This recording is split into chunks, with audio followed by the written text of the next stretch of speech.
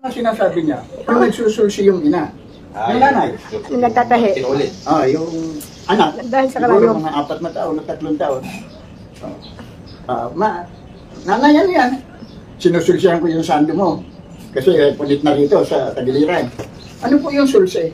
Sulsi, tinatahi yan. Ito. Ano po yung napakakuan mo.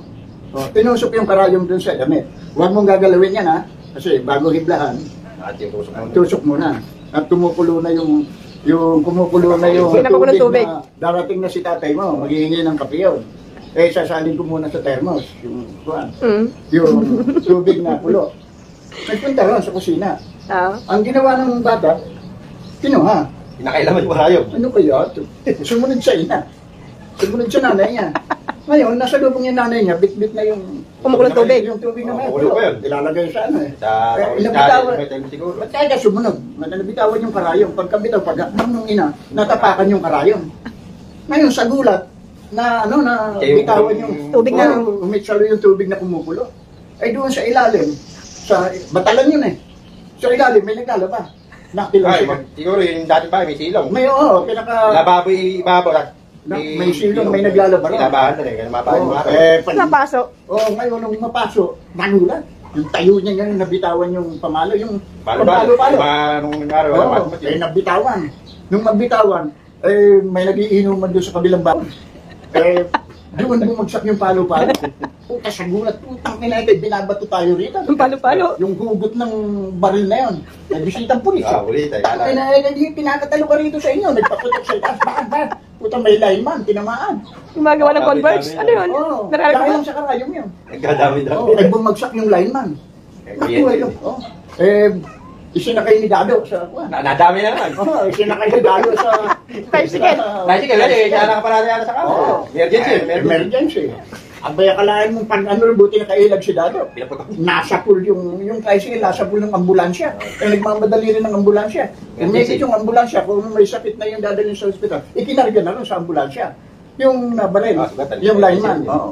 Yung dadalhin na sa ospital. Akala yung pagtawid dito sa may Malolos dumadaan yung tren. May tren pa nung araw. Meron dyan. Ako yung nagdali mo. Siyempre, nagpumupot-pot, hindi naman narinig ang ambulansya.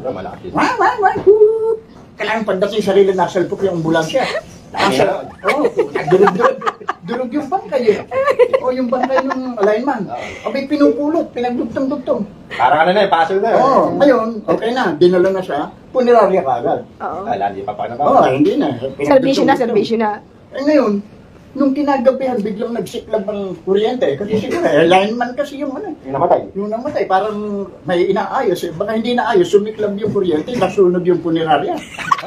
Nagkamalas yung Akalaan mo. Remake na. Ikaw muna hindi, iniligtas nila. Yung hugot sa kabaong na yan, nalaglag naman. Yung bangkay. Inilimas, isa-isang may pumupulot, inaayos dun sa ataul ulit. Binabilas yung okay na. Pinagpas siya ng yung ilibing na lang. Sobrang malas. Ilibing na lang natin. Nung ilibing, siyempre, hindi pa oras. Saliwa pa yung halong bulak na pinundar yun eh. Yung pagkakalit Oras na isuk-suk na dyan, dumuho. Nagkakan pa ng mga hollow block, semento. Kinurtehan na lang ng gano'n. Okay na, yun napakamalas na tao. Dahil lang sa karayom. Yung kaluluwa, paakyat mo sa langit. Napangga pa ng aeroplano. Talagang malas yung malas. Yung kaluluwa na lang ha. Bakit na lang isang Pedro nadami pa pati. Talaga yung bagsak sa dagat. Yung kaluluwa, namataan ng pating. Kinagat ka ng pating. Yung kaluluwa, di ulat na una. Diyos ko. Inahuli yung pating. Pinagtag naman sa kaluluwa. Kaya yung kaluluwa, putol-putol na. Yung dahil sa karayom mo. Ay, Diyos niya. Ano nangyari din sa kaluluwa? Natagtad pa. Nakakuha pa sa palengke na itinda pa.